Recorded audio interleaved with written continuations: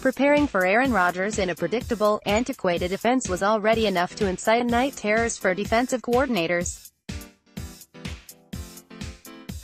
Now imagine having to prep for him in an offense they've never seen, with no tendencies, a limited preview window from which to draw in preseason, and in your first game back as a defensive coordinator since 2011.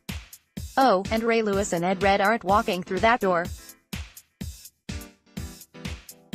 This is the nightmarish scenario facing Chuck Pagano to open the 2019 NFL season, as the Chicago Bears celebrate the league's 100th anniversary against their most storied rivals, the Green Bay Packers.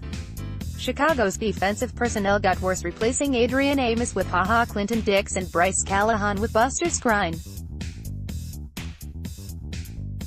Even before the departure of Vic Fangio, the Bears' top-ranked defense faced a statistically likely regression after a historic run creating turnovers in 2018. Going through the schedule, at Chicago, should be considered a likely spot for a loss. The Packers aren't going 16-0, and on the road against a good team who happens to be a division rival will always be a smart place to identify possible problem areas.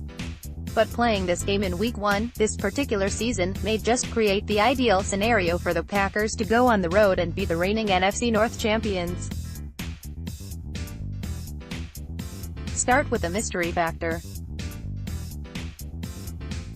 Each Week 1 provides teams an opportunity to show unscouted looks, things opponents have never seen before, whether it's plays or personnel groupings or both.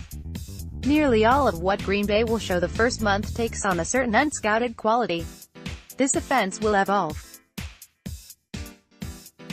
There will be hints as to what it will look like, rooted in a West Coast philosophy developed under Mike Shanahan and modernized under his son Kyle before being weaponized by Sean McVay.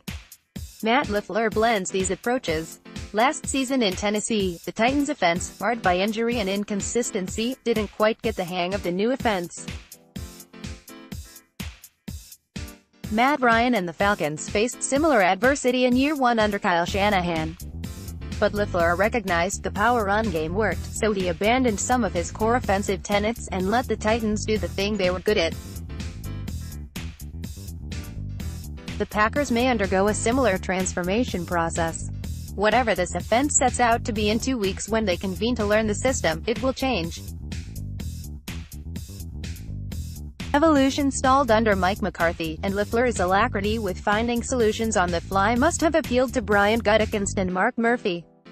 For 1 week, that only matters in terms of in-game adjustments, but the lack of a set and concrete style makes the 2019 Packers particularly tricky to game plan against, given LaFleur's willingness to adapt and adopt, finding pieces to add to his offense is necessary.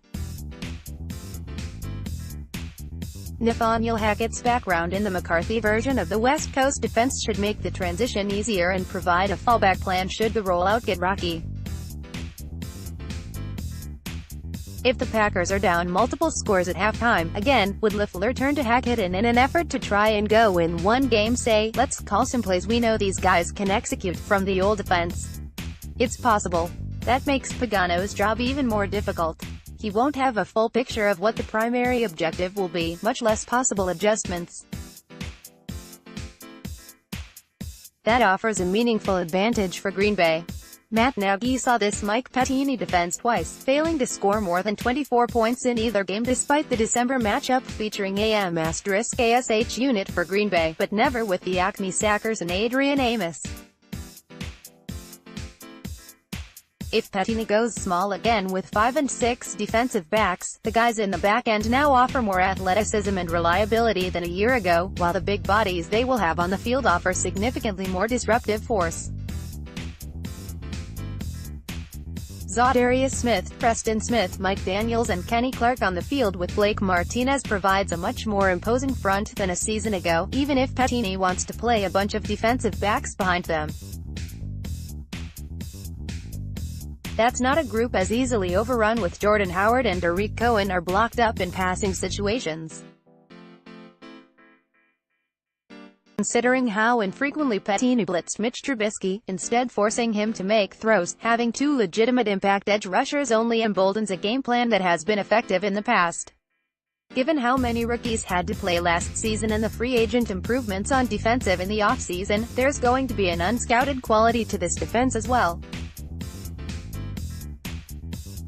How much better can Jair Alexander and Josh Jackson be? What if Oren Burks takes a step forward and can cover Trey Burton? The Packers don't know the answers yet either, but they'll have a much better idea than the Bears come that Thursday night. Even if the Packers lose, they'll have the mini-bye to recover and make adjustments. The first month at least will be a learning period for LaFleur, Hackett, Rodgers, and the offense. Patini constantly works in his mad scientist lab trying to find new ways to stymie opposing offenses. And they'll have lost a game they were probably going to lose had been in Week 6 or Week 12. With the rest of the reason to make up for it, there's a good case getting that kind of loss out of the way early sets the expectations. They keep the game at Lambeau in their back pocket to even the score, and maintain the understanding that losing to the Bears materially impacts the playoff race. It raises the stakes and intensity for every game to follow. Rated Packers open as 4-point underdog to Bears for 2019 season opener. For this conglomeration of reasons, the pressure sits squarely on Chicago, also celebrating its 100th anniversary, to win in Week 1. They won't learn much from playing the Packers that early in the season in terms of useful information for a second meeting. They have to hold serve at home, and they're facing Aaron Rodgers in prime time, where he's a force of nature, with minimal source material to study. A loss sets them back, underscoring the narrative they only won the division because of injuries and Green Bay's own internal dysfunction. They'd be working from behind the standings right away, and face the task of having to beat the Packers in Lambeau, something they couldn't even do last year with DeShone Kizer spotting them points. It's not that playing this game in Week 1 makes the Packers the favorites. They're decidedly not. But it mitigates many of the factors that would otherwise be working in the Bears' favor. A loss is less impactful early, less difficult to endure. Some struggle with a new coaching staff and an overhauled roster is to be expected. But if there's an advantageous situation to get a win, to sneak up on a divisional rival, this is the moment when they can legitimately show the Bears things they've never seen, concepts that legitimately sneak up on them. It's a defensive coordinator's nightmare, taking the test when he hasn't studied. Aaron Rodgers has been the Bears' boogeyman for a decade. Chuck Pagano may already be losing sleep over it.